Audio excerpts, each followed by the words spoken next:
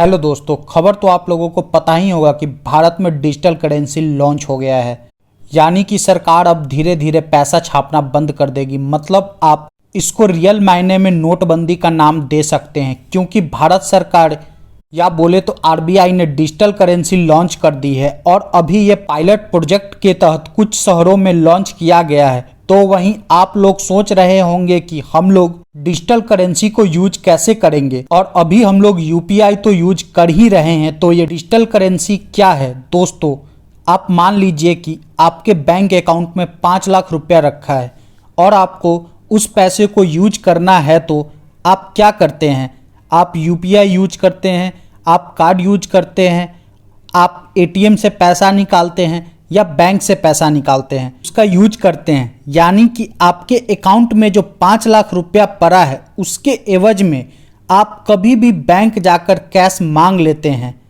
मतलब ये हुआ कि आप चाहे कितना भी यूपीआई और कार्ड का यूज कर ले, पर सरकार को हमेशा उतना पैसा छाप कर रखना होता है, क्योंकि किसी को नहीं पता कि आप या हम कब बैंक चले जाएं और अपने अकाउंट में रखे पैसे के बदले कैश मांग ले।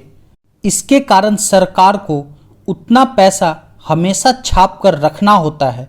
आपको पता होना चाहिए कि 100 रुपया छापने में सरकार को 15 से 17 रुपये का खर्च आता है। पैसा छापने के बाद उसके रख रखाव, ट्रांसपोर्टेशन, इन सब में ह्यूमन रिसोर्स का बहुत यूज होता है और पैसे की लूटपाट का भी खतरा हमेशा बना रहता है। पैसे को सही तरीके से चलाने के लिए, मतलब किसी इलाके में पैसे की कमी न हो जाए, उसके लिए सरकार को बहुत सारे बैंक खोलने पड़ते हैं और उन बैंकों में बहुत सारे कर्मचारी रखने पड़ते हैं।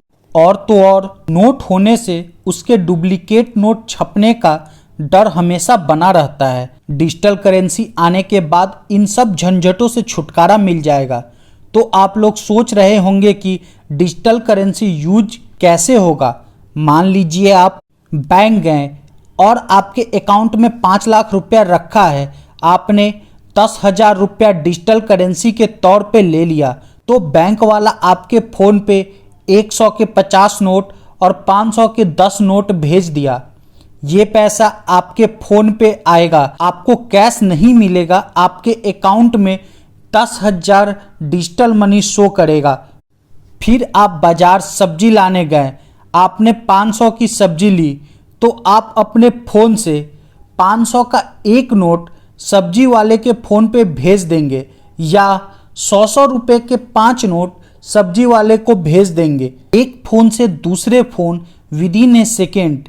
ये करेंसी ब्लॉकचेन टेक्नोलॉजी पे होगा, एकदम क्रिप्टो की तरह। इसकी कोडिंग बहुत ही भयानक होगी, इसको कोई नहीं हैक कर सकता है। मतलब इसका डुप्लीकेट बनाना इम्पॉसिबल है। इसको शॉर्ट में सीबीडीसी बोलते हैं, central bank digital currency. Digital money से सरकार को लाखों करोड़ का प्रॉफिट होगा, क्योंकि नोट छापने का खर्च कम हो जाएगा, बैंक कम हो जाएंगे, बैंक में एम्प्लॉय भी कम हो जाएंगे।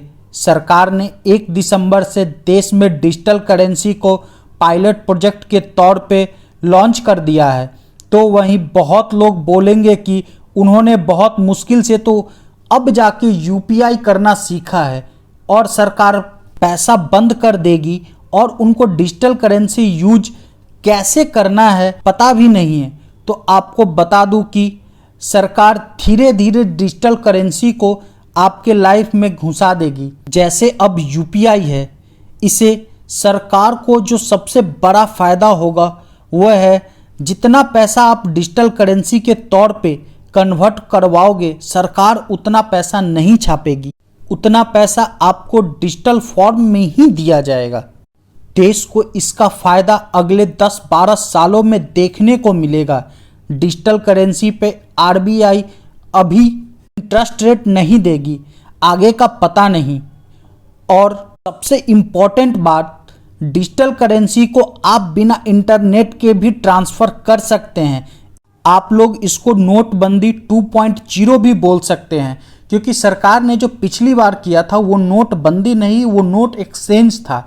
पुराने नोट बंद करके नए नोट दिए थे सरकार ने, लेकिन अभी जो सरकार कर रही है रियल मायने में नोटबंदी यही है, क्योंकि सरकार अब नोट बंद कर रही है और लोगों को डिजिटल करेंसी पे शिफ्ट कर रही है।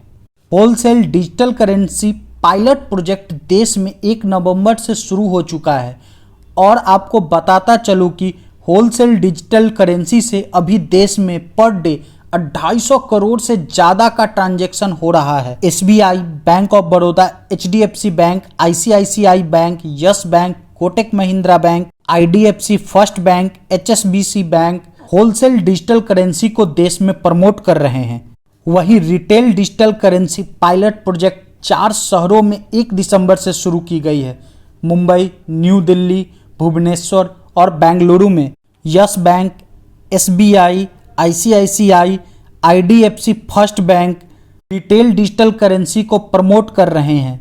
आपको बता दूं, UAE अपने देश में एम्प्लॉय को 50% सैलरी डिजिटल करेंसी में देता है और आपको बताता चलूं कि RBI का कहना है कि वे डिजिटल करेंसी को डायरेक्ट चेंज कर देगी किसी भी दूसरे देश के मनी में जिसमें आप चाहेंगे, क्योंकि हमारे देश में बहुत सारे लोग देश के बाहर रहते हैं।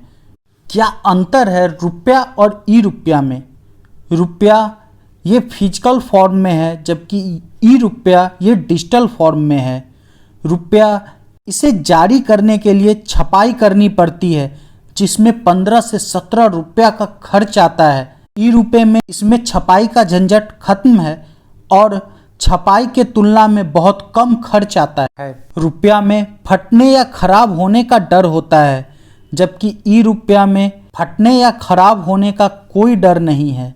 रुपया में चोरी होने का खतरा होता है, जबकि ई-रुपया में चोरी होने का कोई खतरा नहीं होता है।